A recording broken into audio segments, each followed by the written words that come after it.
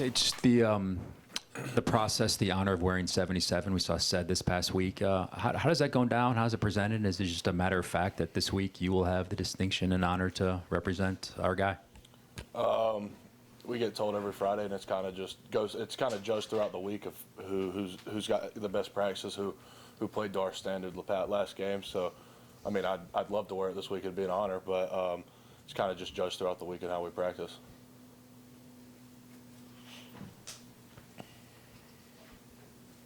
Kind of a broad question. How do you feel like you guys played this last weekend? Up front or as a unit? You up front. Definitely a lot of room for improvement. We've got to be more physical, get more movement, open up better holes for our backs to hit. Personally, is just not our standard, but I think there's a lot of ways to improve in that, and it all starts in practice and how we approach things.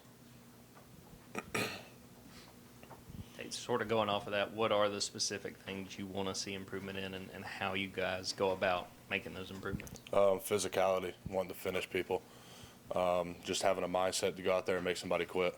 I think that's what it takes to play in the trenches anywhere. But I'd like to see that mindset out of all of us, and it be a consistent mindset, not just a once a week kind of thing, just kind of going out there and improving on something every day and working towards that. What's a film session with Coach Searles like after a week where you felt like you didn't necessarily live up to the standard? There's no sugarcoating, straight to the point. He's going to tell you what you did wrong, tell you what you did good, and he's not going to beat around the bush. He's going to tell you how it is, and it's up to you how you take that. I've always been told, hear the message, not the tone. So I think that's helped me a lot throughout this process, and I think it's helping our offensive line a lot throughout this process.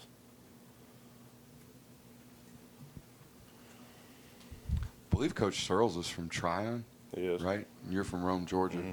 Y'all ever talk about Northwest Georgia? I always tell him that I never lost to Tryon in high school, but there's always some conversation about it. Talking about football, just life in general up there. He calls it God's country up there, so we have some kind of connection with that. Tate, I think it's been a while since we got an actual mullet update. Have you? Is that continued to grow? Has it been cut? Does it get coiffed before the season? And do you still get as much attention for it as you did early on? It gets cut every now and then. I try to get the sides cut every other week, but I think it still gets a good bit of attention. I mean, I'm kind of tired of it by now, but hey, it comes with it, I guess. It gets hot when it's hot outside.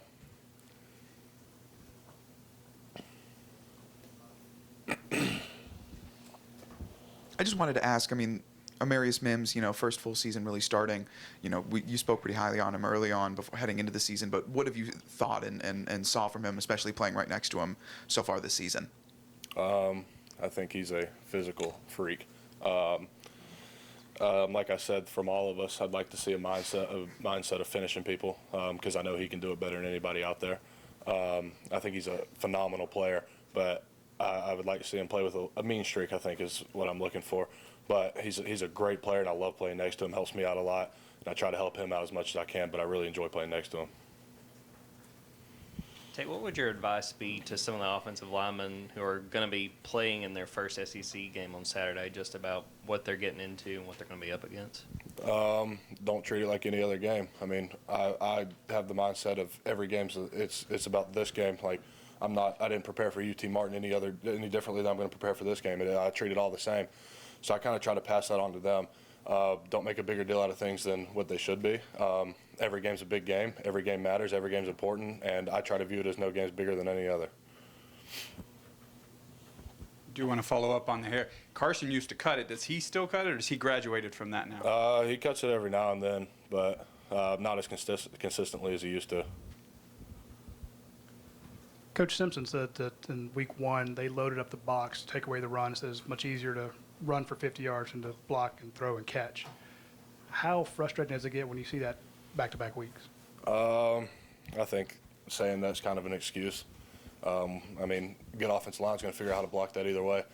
So I think we just got to go out there and execute better and pick up on blocks. I mean, I think it's just a bunch of excuses saying people load the box, not being able to run the ball. When you saw Dylan Bell make that cut and score the touchdown, were you surprised, or did you see plays like that from him at the running back spot in practice? I wasn't surprised. I know he's a tremendous athlete, and I know he can make big plays wherever he is on the field. In the game, I didn't know he made the cut until the day after. I saw it on Twitter, and I was like, oh, dang, that's a pretty good play. But, no, it didn't surprise me. I've seen him make plays, a great athlete, and I think he's a great attribute to wherever we put him on offense. Tate, this is the last year for the SEC East, playing South Carolina, playing Tennessee, Vanderbilt, matchups you've kind of grown up watching, I guess, with Georgia. What's your thoughts about all that going away in terms of that and, with Texas and Oklahoma coming in? I haven't really formulated an opinion on it right now. I'm still just trying to take things 1 week at a time right now. I haven't really looked into that much. But, I just haven't really thought about it that much. Tate, South Carolina's got a really experienced D-line that you faced a couple times before. What have you seen them from them in past matchups? And based on the film going into this game, what are you kind of expecting from those three guys?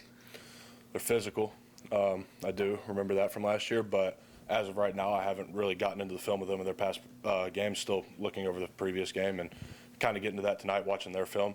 But they're always physical. They always have a good group and plays hard. But I think it'll be a good matchup.